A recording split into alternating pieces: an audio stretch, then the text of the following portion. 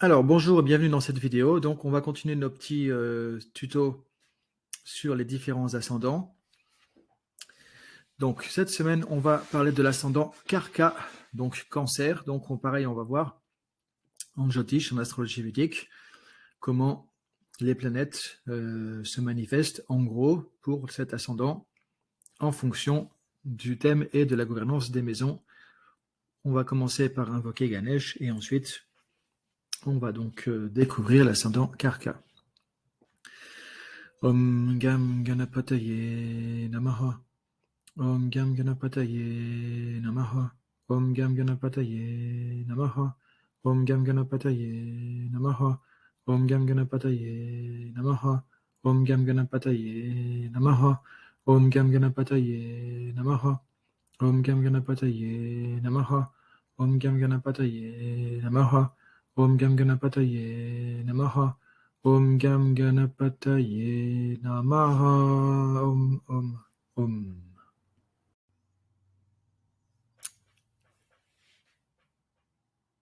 Alors, donc, Cancer, donc Karka en sanskrit.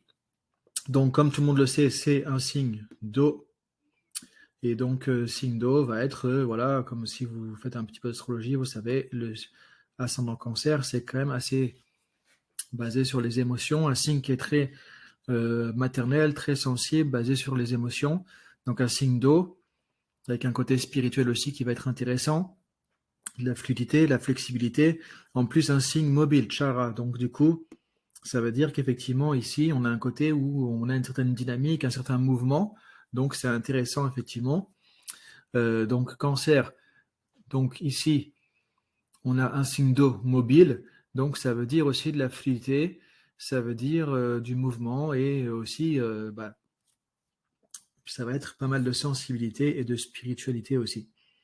Alors, en fait, c'est le signe gouverné par la Lune. Le seul signe, puisque vous savez, sinon je vous l'apprends, la Lune et le Soleil ne gouvernent qu'un seul signe en astrologie védique. Et ensuite, les autres planètes gouvernent deux signes. Donc ici, c'est un signe pair négatif, féminin ou passif, selon les différentes caractéristiques. C'est le signe numéro 4, et donc gouverné par la Lune. Et c'est pour ça qu'il va avoir des qualités aussi lunaires, donc assez fluctuants, sensibles, maternels aussi, avec des émotions positives, beaucoup de bienveillance, etc. On va le voir aussi. Et du coup, les qualités de l'ascendant Cancer, donc avec la Lune comme gouverneur d'ascendant, sont aussi un peu ses difficultés, puisque la sensibilité parfois, ou l'émotionnel parfois est difficile à gérer et sera un peu la difficulté pour les ascendants Cancer parfois, en fonction évidemment du reste du thème, parce que chacun a un thème différent, et ici ce sont des grandes lignes tout simplement.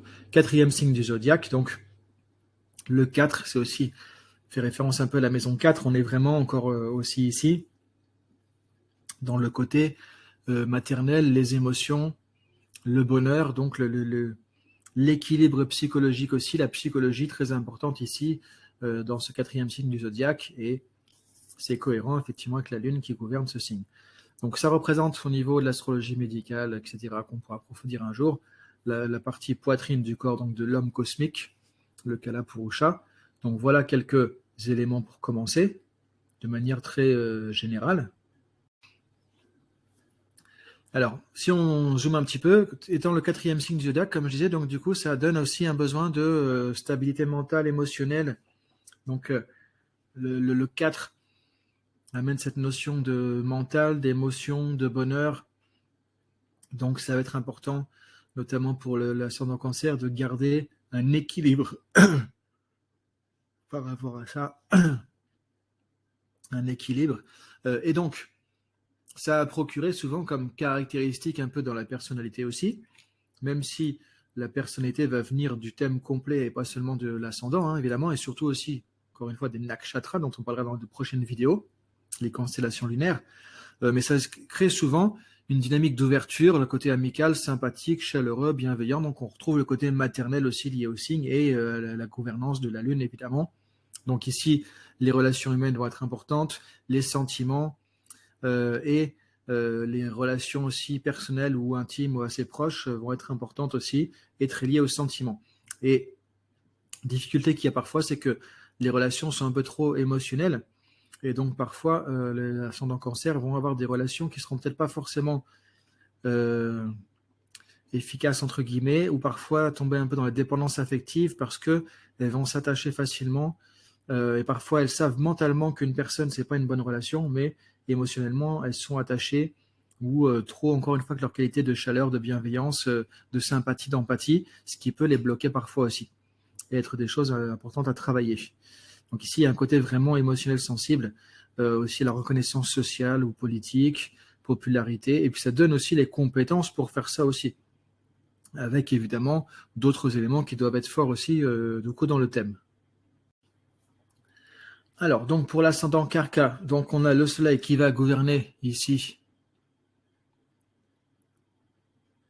donc la maison 2, ça qui va être intéressant aussi du coup à découvrir. Donc ici, le soleil est neutre, en fait, hein, c'est les règles de Parashara, le maître de la maison 2 est neutre. Donc c'est une maison Maraka, ça c'est intéressant à savoir par rapport aux périodes planétaires, ou l'astrologie médicale aussi, les maisons Maraka qui sont les... Maraka, ça veut dire tueur, entre guillemets. Donc ça veut dire que le soleil peut amener ensuite des problèmes au niveau de la santé ou autre. Ça, ce sera le sujet d'un autre tuto ou autre plus tard. Donc ici, il gouverne la maison 2, qui est une maison liée effectivement à l'éducation, qui est liée à la petite enfance aussi, qui est liée à la parole, à l'élocution.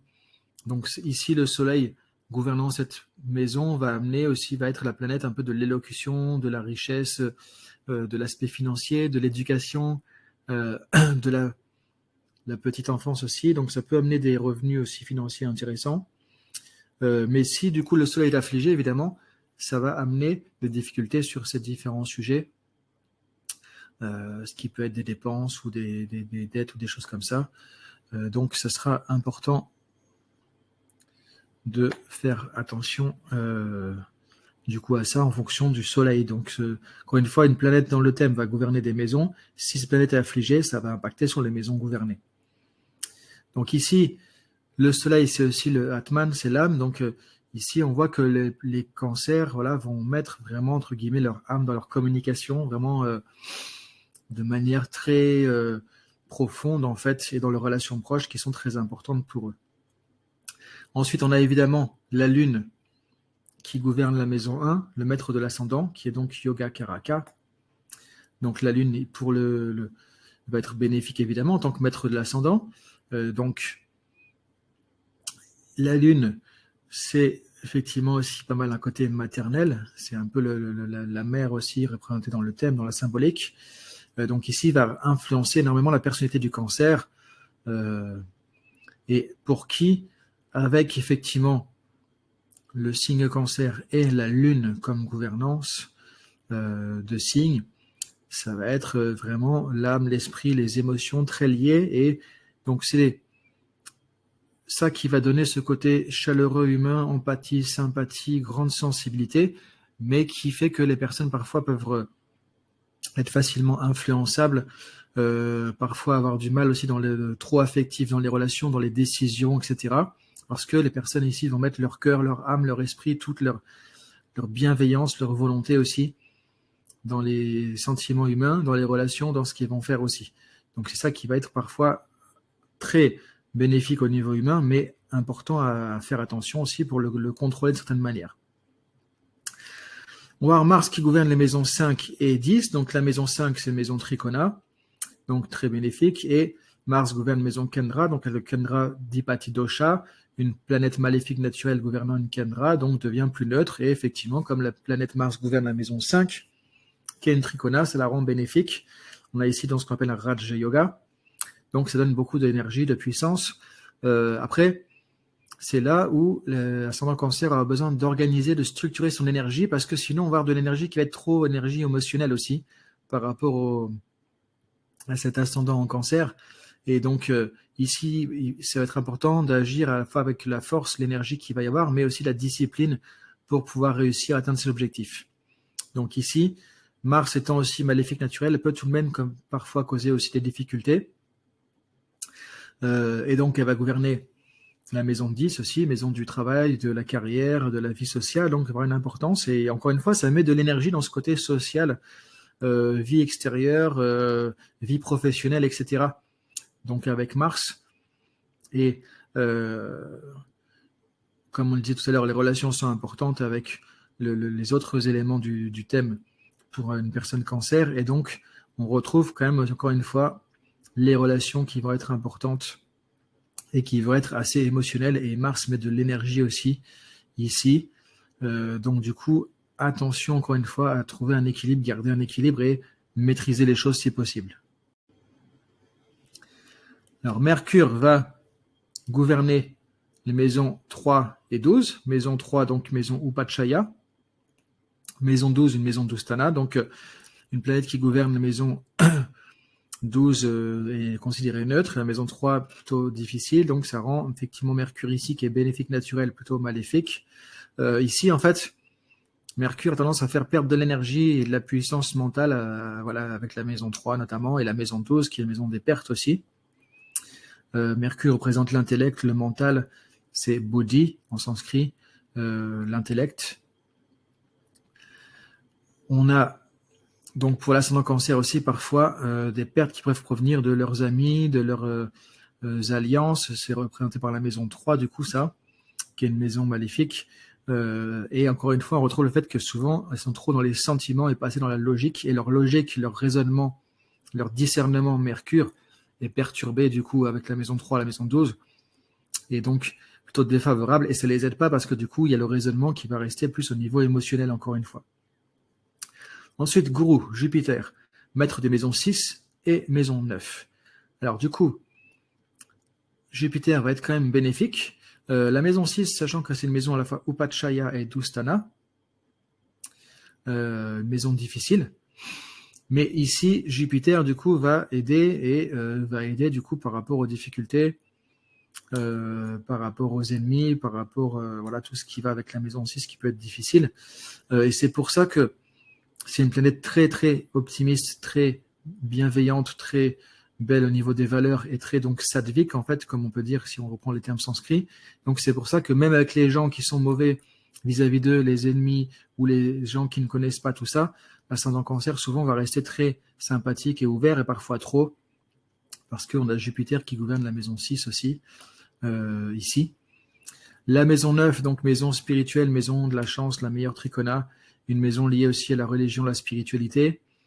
Donc ça va amener aussi un côté spirituel du coup pour les ascendants cancer aussi. Ça qui va être intéressant aussi. Alors après, Jupiter va être généralement favorable, mais il peut toujours y avoir quand même parfois des difficultés du fait de la gouvernance de la maison 6. Et en fait, ça va dépendre, encore une fois, tout ça, c'est des grandes lignes, vous voyez, ça dépend maintenant de qu'est-ce qu'il y a dans la maison correspondant. Si en maison 6, on n'a rien, on n'aura pas forcément de difficultés supplémentaires. Si maintenant on a des planètes maléfiques, imaginons qu'on a, je ne sais pas, Ketu ou Rahu ou Saturne en maison 6, ça peut poser des difficultés du coup à ce moment-là. Donc voilà par rapport à Jupiter. Maintenant, on va voir pour du coup Saturne. Donc Saturne et Vénus.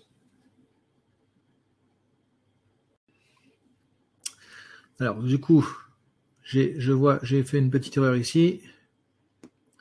On est resté sur l'ascendant de la dernière fois. Gémeaux. Ici, on est bien avec l'ascendant. Donc Carca, Cancer.